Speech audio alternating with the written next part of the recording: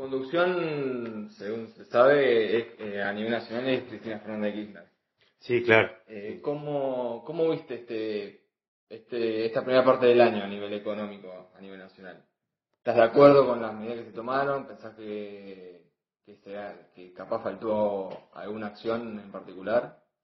Mirá, a ver, está claro y a la luz de cómo están hoy vamos, los trabajadores, digamos, en nuestro pueblo, para decirlo más concretamente, que las medidas que se vienen tomando no logran resolver una situación que es que, si bien el empleo y el trabajo está creciendo, el empleo en realidad está creciendo como variable, bueno, muchos de esos trabajadores no terminan digamos, a través de su salario, de recuperar el poder adquisitivo tal y cual el Frente de Todos lo planteamos como fuerza y además está en el haber de un proyecto justicialista, digamos, ¿no? Que la persona que trabaja pueda a través de su empleo tener una buena vida. Esa situación, obviamente, veníamos del macrismo, de una situación de pandemia, pero bueno, claramente ya estamos en un contexto donde si no se toman medidas políticas, donde se prioriza la demanda social nacional por sobre la demanda de la deuda, la demanda fiscal, de contener la inversión por parte del Estado, y sí, vamos a seguir teniendo una situación social compleja y complicada, así que francamente con esa primera lectura del año, por decirlo de alguna manera, estos 6 meses, no, creo que fue desfasada muy corta. Por supuesto, para contener la inflación, para desacoplar los precios locales de los internacionales, se necesita tomar decisiones con fuerza y con coraje político, y por supuesto priorizar. Dentro de la economía y la tensión lógica histórica del capitalismo, el capital sobre el trabajo, tomar decisiones en función del sector de trabajo, claramente que genera tensiones, genera resistencia a los grupos de poder, pero hay que hacerlo, digamos. Ese es nuestro proyecto político, eso es el motivo por el cual hacemos, militamos y proyectamos una fuerza que va a elecciones y el cual la gente acompañó. Entonces me parece que en eso es lo que hay que revertir y rápidamente tomar esas decisiones y volver a poner en la centralidad de la agenda a la gente. Sí, una de esas decisiones puede ser retenciones, puede ser... Hay una batería de decisiones. Por supuesto que las retenciones es como de hecho como concepto económico, digamos, o como herramienta económica existe precisamente para desacoplar los precios locales de los internacionales, ni siquiera es recaudatoria, digamos, su objetivo es ese. Está claro que no utilizarlo en un momento donde se ha disparado el trigo, la tonelada de trigo, se han duplicado los valores de insumos, además de productos alimenticios tan importantes, el trigo, la soja, bueno, en fin, todos los commodities, digamos, han duplicado el valor en términos internacionales. Si no lo desacoplás, obviamente eso va a disparar sobre los precios locales y además después generar una repercusión viciosa en toda la cadena de precios de alimentos. Claro. Y pasando a la vereda de frente, la principal referente de la oposición que puede ser candidato en 2023 es Mauricio Macri. ¿Qué se te viene a la cabeza pensar en eso? Es el peor presidente de la historia de Argentina. Por lo menos digamos en términos de democrático, de la parte democrática. La verdad que estamos hablando de una persona que ha utilizado de manera muy visible y muy notoria el Estado para intereses empresariales propios, digamos, y de un grupo reducido, que nos ha puesto un yugo enorme a los argentinos, que es la deuda con el Fondo Monetario Internacional de 45.000 millones, es una deuda exorbitante, pero que además la historia del Fondo Monetario Internacional en los países como el nuestro ha sido siempre a través de la deuda del sometimiento político. Y la verdad que habernos desembarazado la decisión de Néstor Kirchner, de habernos sacado ese yugo, fue el principio de recuperar democracia en un sentido mucho más acabado de la palabra, de poder decidir, de poder tener un Estado soberano y pensar que eso, que costó mucho, este personaje lo tiró todo por la barranca en una abrir y cerrar de ojos para sacar guita para una campaña política y para un grupo de amigos que fugaron ese dinero además con una celeridad desde que el empréstito entró hasta que fueron las elecciones con una velocidad, bueno, tremenda. Creo que no debería, que debería replantearse muchas cosas en términos políticos, pero bueno. ¿Y por qué pensás que puede llegar a ser el principal candidato en 2023 de la oposición?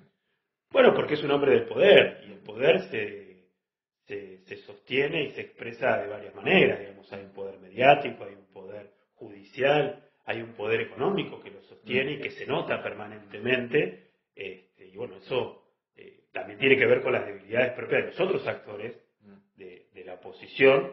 Pensá que este tipo espió a su propia gente, a su propia fuerza política, digamos. Estamos hablando de realmente un ser muy siniestro y complejo, y entiendo que el resto de quienes lo siguen, digamos, quienes comparten el partido político, no tendrán el coraje, no tendrán no sé, o no tendrán la libertad de opinar, porque también puede ser que estén entongados en algunas cosas, la verdad, no lo sé. Sé quién es Macri, digamos, ¿no? Y creo que el pueblo argentino también lo sabe.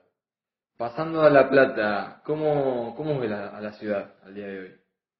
Ya, yo trato, o sea, más que una visión personal, te diría que es la sumatoria de muchas visiones, uno la recorre permanentemente a la ciudad.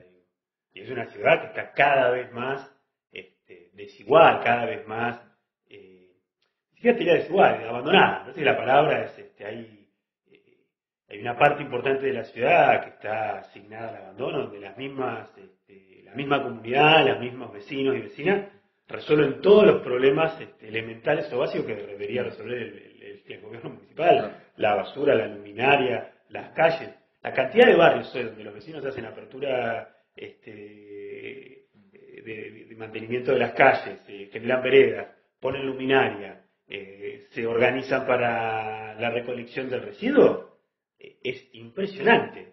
¿Por qué? Porque hay un abandono fenomenal del gobierno municipal. Y en otros lugares donde no hay esa organización vecinal, lo vemos, basurales a cielo abierto, zonas que están completamente oscuras. Digamos, escuchamos a un intendente que propone que la seguridad se municipalice, digamos, ¿no? Y que la policía pase al servicio municipal. Y no pone lamparitas, no pone el sistema del SAP siquiera, que es el de alumbrado precario, los ganchitos de esas lámparas que vienen con los ganchitos, no pone ni siquiera eso. Estamos hablando de Tolosa, Villa Elvira, Los Hornos, digamos. Estamos hablando además de delegaciones que tienen mucha población. Y después toda la zona del oeste, que ha crecido enormemente. Ahora hay que terminar de ver el censo, digamos, cómo se ordena después el crecimiento, pero todas las previsiones y las proyecciones que se hicieron previamente al censo era que el mayor crecimiento, el 70-80% del crecimiento de la ciudad de La Plata, estaba asignado en el oeste. Bueno, ni que hablar. Pareciera que no fuera parte de la ciudad de La Plata para el intendente, el sistema de transporte, es absolutamente nada, ¿viste? Hay un barrio que es muy conocido, se llama el Gigante del Oeste. Hace 6 meses estaban festejando que llega el colectivo y que pusieron una parada. Viven más de 436 familias. Y es un barrio que ya consolidado de hace 5 o 6 años, o sea, desde que está la gestión de Garro. Y recién una parada de colectivo, las calles, todo, andá, lo vas a ver, y son los vecinos los que lo han hecho, o sea, todo es en un esfuerzo, digo, y te pongo un barrio que tiene más de 1000 personas como un botón de muestra, digamos, eso ha pasado, está pasando, digo, permanentemente.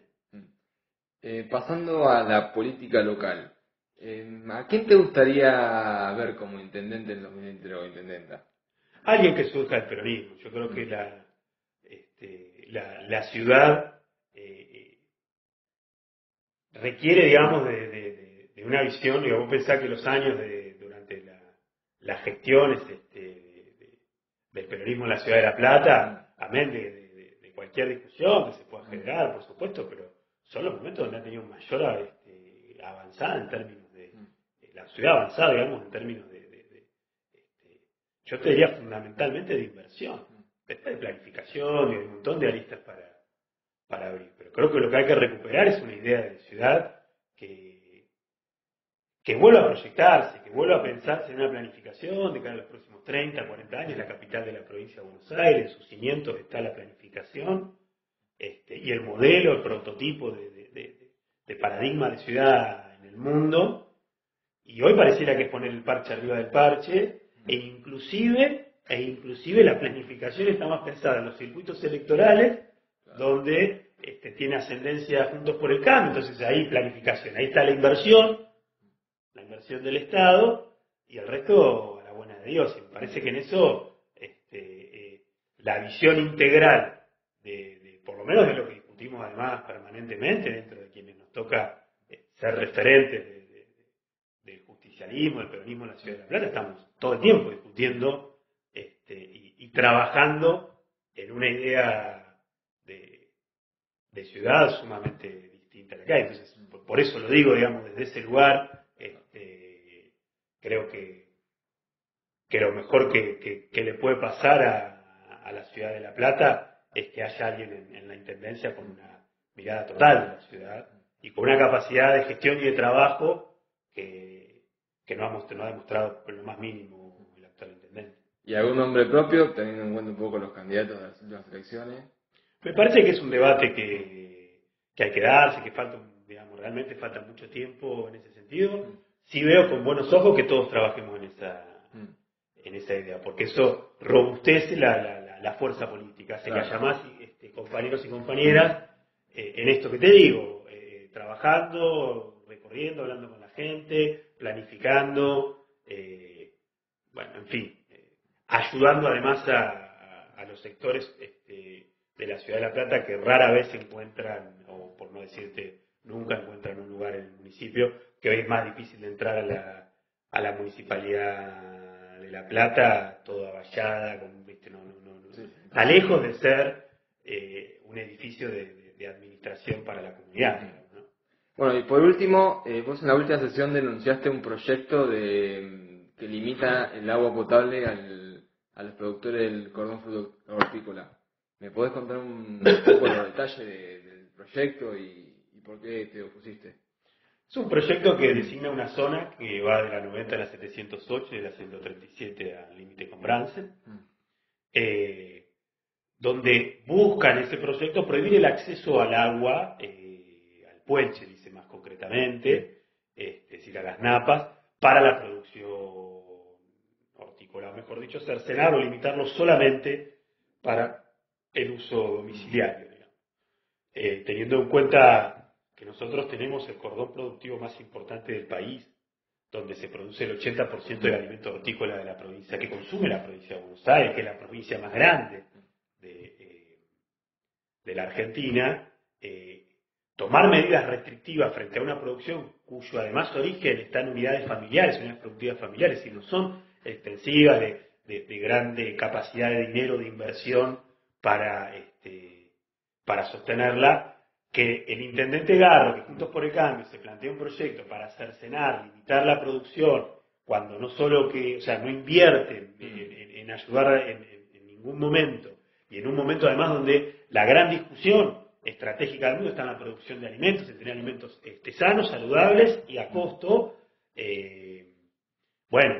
creo que va de espalda a todo lo que se necesita hoy. Además hay 4.500 familias de productores en la Ciudad de La Plata, que son emprendedores, que son emprendedoras, y lo que vemos además es que justo esa zona es donde está proyectada que la Ruta 11 pase a ser autovía, y lo mismo la 36, con lo cual el plusvalor de la tierra, digamos, ¿no? O sea, el valor de la misma se vería incrementado fenomenalmente, y creemos no, digamos, ahí te digo yo muy claramente, lo que están encubriendo es otro negocio o una proyección de un negocio inmobiliario muy fuerte, o sea, que no haya productores, porque es una zona donde la producción además ha crecido, que no haya productores precisamente para poder hacer negocios con esas tierras. Vos pensás que delegaciones como Hernández, Gorina y demás ya han desaparecido los productores hortícolas. Y fíjate las zonificaciones urbanísticas recientes de donde han sido, en qué lugares han dado. De los últimos 3 años, cuando es reciente, ¿no? Durante la gestión de Garro. Sí, y oficialmente, ¿cuál es el argumento que ellos plantean sobre esta medida? Sí, la preservación del puelche, las napas. de las napas, del acuífero, de la densidad de agua, pero en realidad no es. Hay un montón de factores. Vos pensás que el 4% de nuestro suelo, solo el 4% de nuestro suelo, está utilizado con hivernáculos. El 96% que no. O sea, la impermeabilización que se habla de los hivernáculos, amén del plástico, hay una impermeabilización del suelo cuando hay un edificio. Sí. También, ¿cierto? Digo, para dar una dimensión. Cuando pasas de zonas productivas que además tienen 3 o 4 hivernáculos a un barrio privado, te imaginarás que es mucho más la impermeabilización del suelo por las casas que se construyen en torno al lugar. Hay mucha más gente habitando, hay mucho más consumo además de todos los recursos naturales de la población que está dentro, porque hay una población mucho más grande. Entonces digo, lo que se está diciendo nuevamente es una mentira que además cae por su propia debilidad de origen, digamos.